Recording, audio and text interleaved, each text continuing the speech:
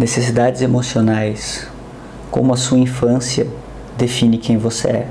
Seus comportamentos e suas atitudes hoje em dia têm muito a ver com a sua infância e a relação que você teve com seus cuidadores lá no passado.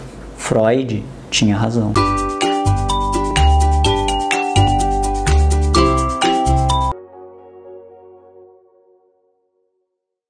Suas dores emocionais, elas têm uma raiz e um porquê de ser.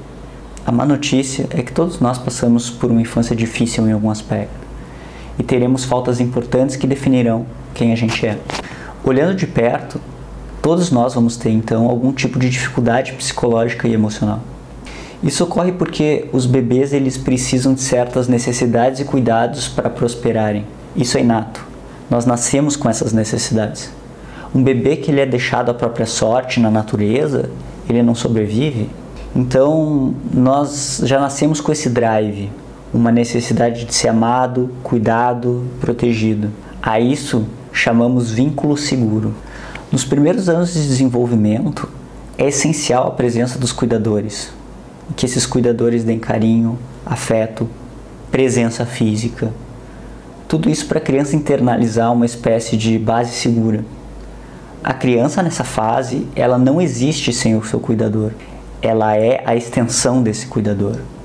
Essa é a primeira necessidade emocional, a qual a gente chama de aceitação e pertencimento. Pesquisas mostram que crianças que não têm um vínculo seguro vão apresentar grandes dificuldades na vida adulta. Seja medo de se relacionar, medo de perder as relações que já têm, ou uma visão que daqui a pouco elas são insuficientes ou não dignas de serem amados como pessoas. Ao passo do desenvolvimento, vêm-se outras necessidades, como autonomia e desempenho. Veja, assim que uma criança internaliza uma base segura, aos poucos ela começa a se experimentar no mundo e se diferenciar dos seus cuidadores. Essa é uma fase importante de experimentação, de tentativa e erro. A criança como uma cientista, explorando o seu mundo e suas possibilidades.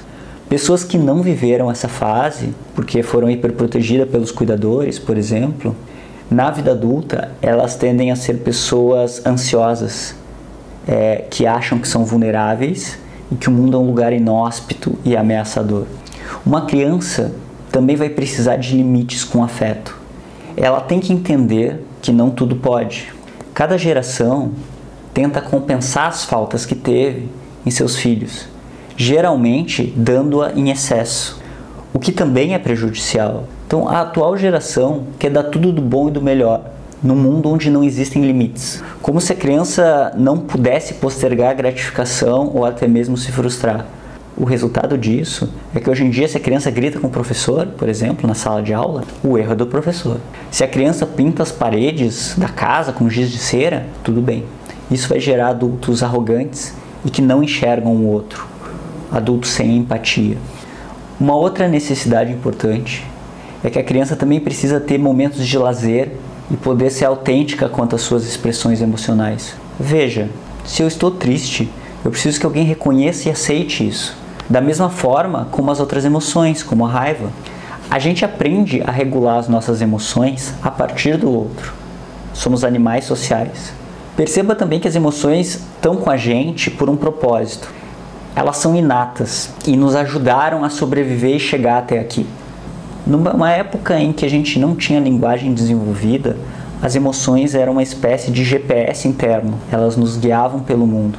A raiva fazia você se proteger, proteger as suas necessidades e não ser violado, colocar limites. O medo lhe mantinha longe do perigo. A tristeza tinha uma função social de auxílio e fazia você permanecer em grupo, porque é doloroso romper vínculos. Então nós permanecíamos em grupo, aumentando, portanto, nossa chance de prosperar como espécie. Acontece que a criança tem que reprimir parte de quem ela é, de sua autenticidade, das expressões dessas emoções, em ordem a ser aceita pelos pais. Existe, portanto, um atrito entre necessidades aqui. Abro mão da minha autenticidade em ordem de ser aceito pelo meu cuidador. Pois se eu demonstro muita raiva ou tristeza, pode ser que meu cuidador não goste e manifeste isso, me reprima. A partir disso, a criança cuja função a gente viu é sobreviver a essa infância e ser amada pelos cuidadores, vai buscar formas de ser aceita. Então ela começa a criar estratégias compensatórias, condicionalidades para ser aceita e não abandonada. Por exemplo, se eu me esforçava muito, ia bem no colégio, minha mãe era carinhosa, esboçava um sorriso. Caso contrário, não. Cria-se uma regra. Então, se eu tiver muito sucesso, meus pais vão gostar de mim. Se eu abro mão das minhas necessidades e faço direitinho o que meu pai queria, né, atendia as necessidades dele, então meu pai se mostrava satisfeito e feliz comigo. Com isso me torno um adulto subjugado, que pensa que deve agradar o seu parceiro para ser gostado, porque no fundo pensa não ter valor, e assim por diante.